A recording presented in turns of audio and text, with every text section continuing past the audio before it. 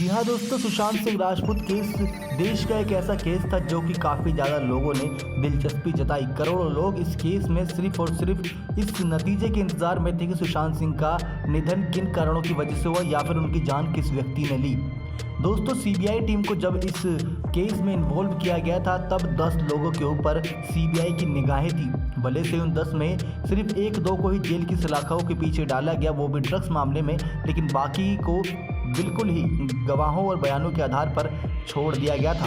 जानकारी दे दें कि एक्टर के निधन के समय मौजूद लोगों से लेकर उनके आसपास रहने वाले लोगों पर सभी के स्टेटमेंट जारी किए गए थे सीबीआई के द्वारा। रिया के भाई शोविक, पिता इंद्रजीत और अन्यों को पूछताछ को लेकर समन किया गया था। लेकिन आपको जानकारी दे दें कि वो 10 लोग सीबीआई की जांच में किस प्रकार से कौन थे।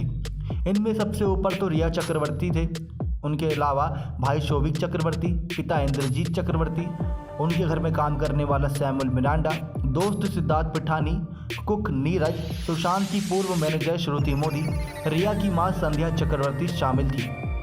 उसके अलावा भी 1-2 और व्यक्ति थे जो कि अब पूरी तरीके से इस केस में उनका नाम लुप्त होता नजर आया है। जया शाह से लेकर कुछ और लोगों के नाम भी शामिल थे। सिद्धार्थ पिठानी तो एक समय ऐसा था जब मुंबई छोड़कर हैदराबाद ही भाग गए थे, पूछताछ के डर से भागे थे दोस्तों।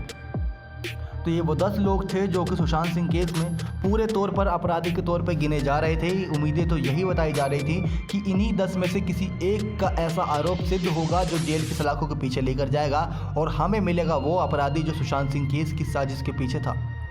कहा जाता था कि सुशांत सिंह के खिलाफ रिया का परिवार जादू टोना करवाता था, उसमें साथ सिद्धार्थ पिठानी से लेकर कुक नीरज देता था। ड्रग्स में भी काफ़ी हेल्प करते थे सिद्धार्थ पिठानी के कुछ दोस्त, सैमुअल मिरांडा से लेके दीपेश सावंत।